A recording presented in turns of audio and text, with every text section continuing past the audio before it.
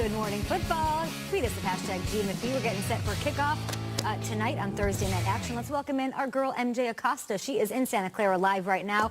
MJ, welcome to the show, and thanks for joining us, by the way, super early on the West Coast. On the Niners injury report yesterday, quarterback C.J. Beathard was listed as limited. Earlier in the week, head coach Kyle Shanahan said he'd be a game day decision. So it's game day. What's the latest on the quarterback situation with the Niners?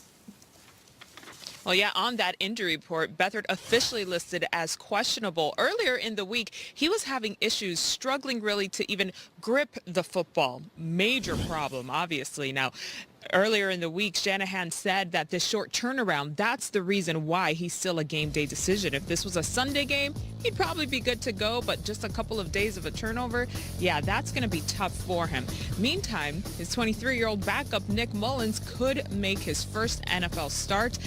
Shanahan said, listen, Mullens been here a year and a half. He knows this offense as well as anyone, and they're confident he's obviously the guy if CJ can't go. Actually, John Gruden joked yesterday that he might reach out to Brett Favre to get a little bit more insight on Mullens, the connection there. Favre and Mullens both attending Southern Miss.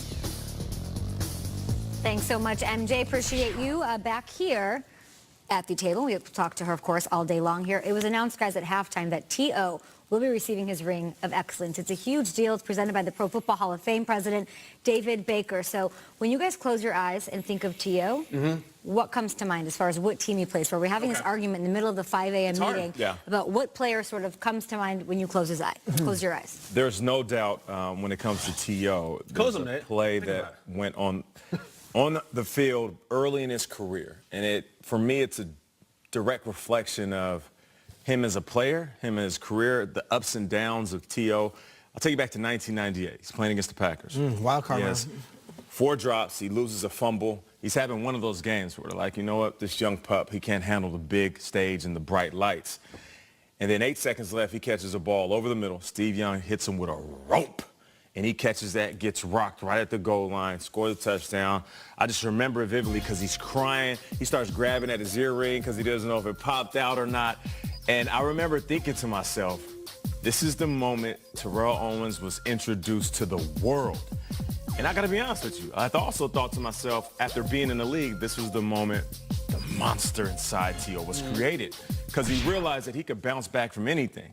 And in that moment, where the lights were the brightest, and the stage was the biggest, he made the biggest play of the game. And I think in his head he thought, I can do that every single week, and people are going to love me. And he became one of the most entertaining wide receivers of all time. So that's the play for me that kind of started it all.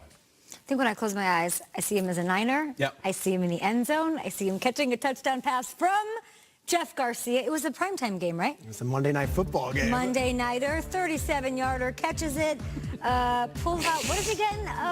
Is it a pen? Is it a pen? They said, no, it is an actual Sharpie. Autographs the ball and gives it to Greg Eastman, the financial advisor to both Sean Springs and T.O. Because, of course, this I know was crazy to see, and I always just hear Nate talking about how wild it is that he premeditated that. No question. The simple fact that he put a Sharpie in his sock on the sideline because he knew he was going to score in the direction where the financial advisor was. We love Do You Believe in Miracles, but what was Al Michaels' call? Al Michaels has seen everything in every game ever. He literally goes, is that a pen? He was completely flummoxed, and nothing had ever been done like that before. It's amazing. Niners, too, it was kind of funny because Nate said he became a monster or whatever, and then he's pulling Sharpies out, and then he goes to the one I picture.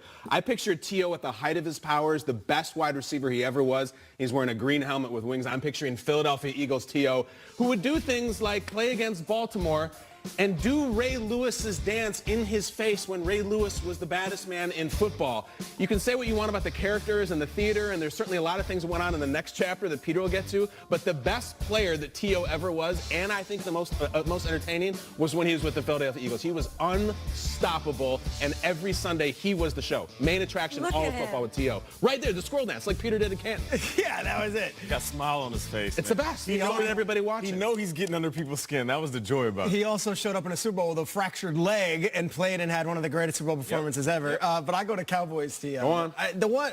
He had 3 years in Dallas. The middle one, the 2007 season when they were unbelievable. The Cabo season where Romo and Witten go off and do all their vacation. Who was the coach, Peter? Their coach is Wade Phillips. But to me, it's them and him having that season. 1,300 yards. He had 15 touchdowns. And, of course, he has the famous clip after losing to the Giants in a divisional round, crying, "That's my quarterback." It's my team. It's my quarterback. And if you guys do that, man, it's unfair. The Cowboys was one of the more underrated eras because they never got a playoff win. They never advanced past the Giants there.